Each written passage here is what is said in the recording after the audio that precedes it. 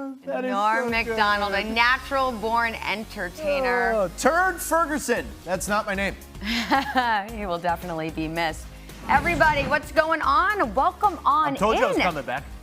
Oh, no, I told you you were coming back. That was a directive that you were given. But where's the donut that was on your face? You wiped that off? I ate it. Oh, you okay? Okay, yep. Good. I'm glad you're not hungry this morning. Everybody, welcome. Charlie Taylor, we got a big show for you. So what do you say we get things... So them in two, they've got more capital now to deal with Bradley Beal and help with him. Either way, John Wall, where does he end up, Charlie? God, I mean, for $92 million? 91.7 to be. No, okay, you're right. Wow. Yeah. Where's he going to go? It was way over. You're asking me who's going to pay that kind of money for John Wall at this point? Oklahoma City. Any draft picks that are laying around and say, you know what, here's 4 draft picks. Everyone else that they were like, we kind of don't want as long as you give us draft capital. They would be the only ones dumb enough to do that. Yes, I will agree with that. But you know what? Any other team, it seems, though, they have hit a wall with this player. Well done. Why does Denver not get enough credit?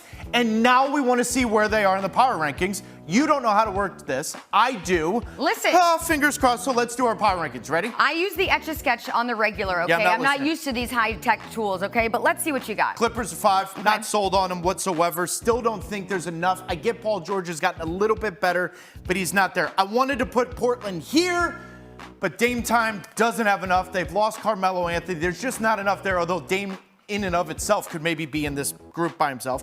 This is going to surprise people. Phoenix Suns, 3rd. I don't think they're going to back up. Chris Paul's a year older. I love what they've done. A year older, a year wiser. Yeah, but he's always injured at the worst times. I love the Denver Nuggets. You just heard why. I think if Murray comes back from the ACL, he's a special player. And then the Lakers, obviously adding Rondo, Carmelo. If LeBron stays healthy, they're still my number 1. No explanation needed there. Okay, now my list does look a little bit different. I'm putting the Warriors in 5th place. Okay, Klay Thompson's returning. I know he's missed a lot of time, but he's motivated to come back. Steph Curry, always motivated. Now in 4, you just explained. I know they have a great attack, but I still think there are teams ahead of them that are going to make the push and a little stronger this upcoming season. Who's 3rd? Now, I have the Jazz in 3rd place because I think a healthy Michael Conley is really going to help them get over the hump that they need to. Better than the Nuggets? I said what I said.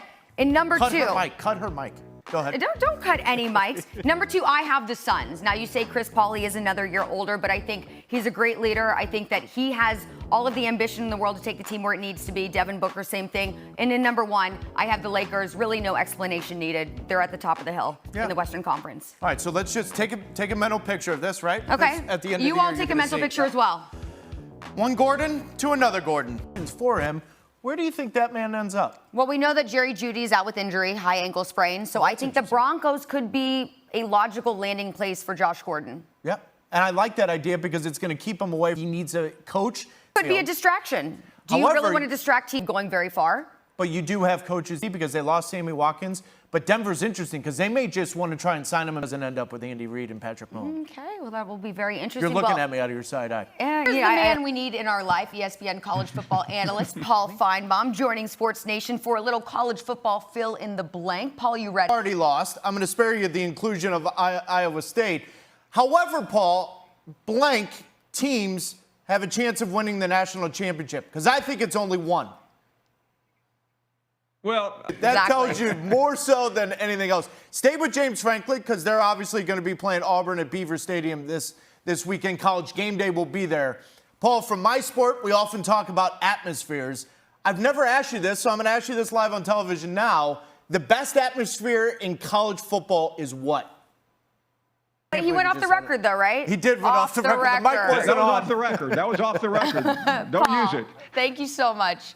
And it is September 15th, which means it is Roberto Clemente Day, and it's a special day in MLB because it's allowing all players of Puerto Rican descent to wear the special number 21 on their jersey. In fact, he mentioned Roberto Clemente time and time again, is saying naturally he's one of the best athletes, countries, charity work, and all that. That is the legacy of Clemente, and good on Major League Baseball for doing this right. It's and it's really special. They make such a big deal out of the day and allow everybody to celebrate. Now it's very, very much inclusive. So I'm leaving we love now. that. I'm done. I'm not doing SportsNation in studio for a while. Is there a reason? Can I ask for a reason? Because you just show up when you want, leave when you want. I don't know if I'm cool with this because I'm going to be here tomorrow. Yeah, you should be but here I guess tomorrow. You got to work on your banter.